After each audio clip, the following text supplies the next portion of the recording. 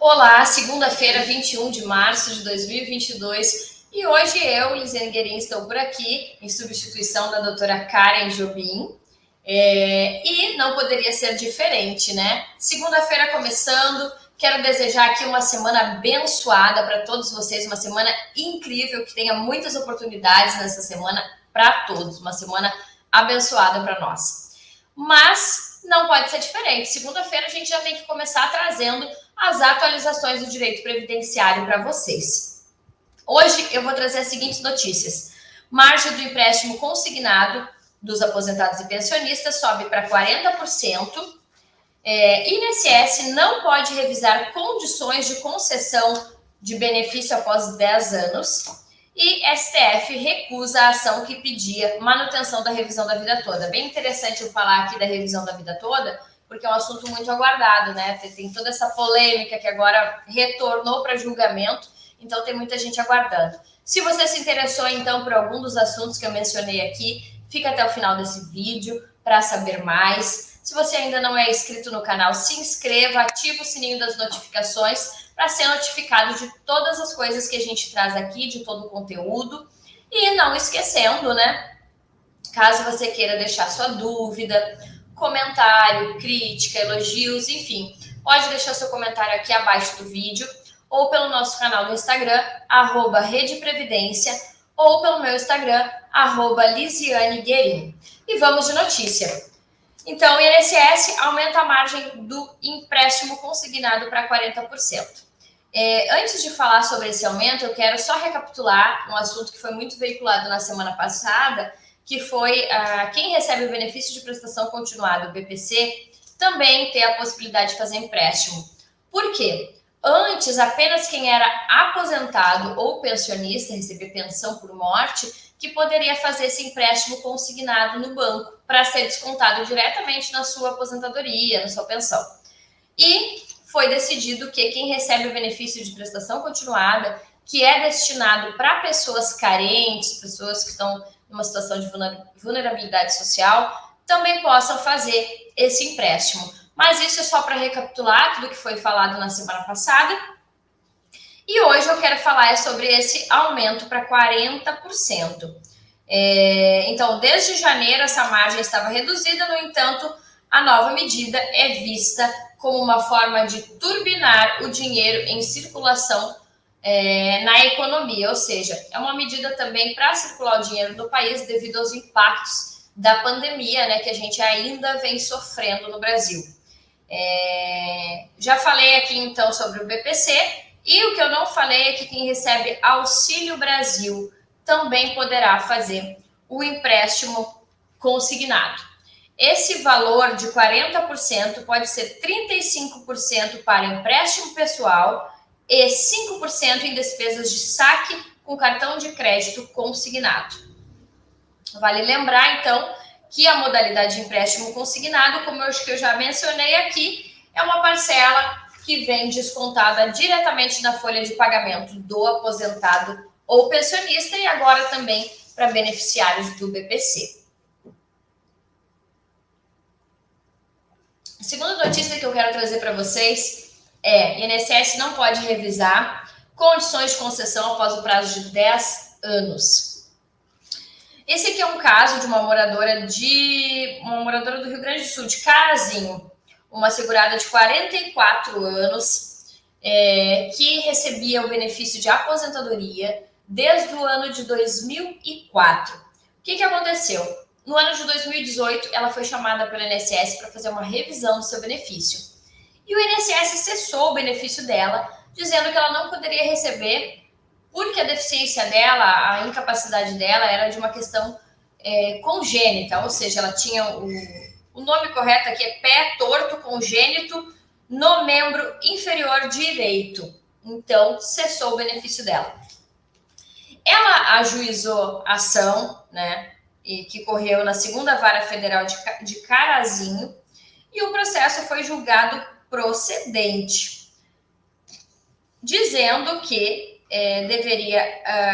que decaiu o direito do INSS de anular o ato de concessão inicial do benefício. Então, independente que houve um erro, o INSS teria o prazo de 10 anos para rever isso. E o que aconteceu foi que o INSS recorreu, dizendo que, visto que a incapacidade da autora decorre de limitação congênita, ou seja, de incapacidade pré-existente à filiação ao regime geral de previdência social. Ou seja, o INSS disse que ela já tinha essa limitação essa incapacidade para o trabalho antes de se filiar ao regime geral de previdência social, antes de se filiar ao INSS.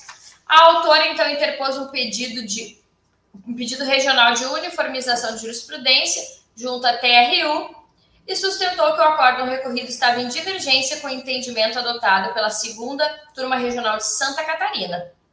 A segurada argumentou que a sentença reconheceu a decadência do direito do INSS revisar o ato de concessão do benefício, assim mantidas as condições iniciais. E a turma regional de uniformização, por unanimidade, deu provimento ao incidente de uniformização pedido, pela autora. Então, o que acontece, gente? Passados 10 anos da aposentadoria, o INSS não pode chamar a pessoa para uma nova perícia para revisar, tá? Caso contrário, tem que buscar uma orientação. A última notícia que eu quero trazer para vocês é sobre a revisão da vida toda. Para quem está acompanhando até e não sabe o que aconteceu, que está dando uma reviravolta, uma possível reviravolta, a gente já estava comemorando, a confirmação da tese de revisão da vida toda e, infelizmente, retornamos à estaca zero. Então, eu vou falar um pouquinho do que aconteceu e vou falar de uma ação que o STF negou, que pedia a manutenção do resultado da revisão da vida toda.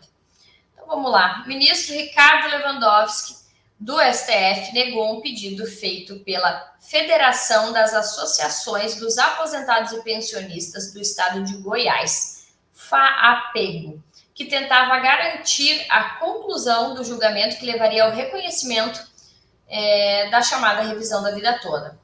A entidade queria derrubar a medida tomada pelo ministro Nunes Marques, que, na prática, fez análise do caso recomeçar do zero. O que aconteceu aqui? A revisão da vida toda ela já possuía 6 votos favoráveis e 5 contra. Só que ela correu em plenário virtual. Após todos os votos, inclusive o voto do Nunes Marques era contrário à revisão da vida toda, ele pediu destaque e aí o julgamento vai começar do zero no plenário, não mais no plenário virtual, aí de forma presencial, que ainda não foi marcado. Qual que é a grande diferença? Qual que é a grande questão aqui? Todos os ministros já tinham se manifestado, E a FEPAGO disse que não poderia, após todas as movimentações, ser feito dessa forma. Mas o ministro Ricardo Lewandowski disse que isso está legal, que poderia ter sido feito sim.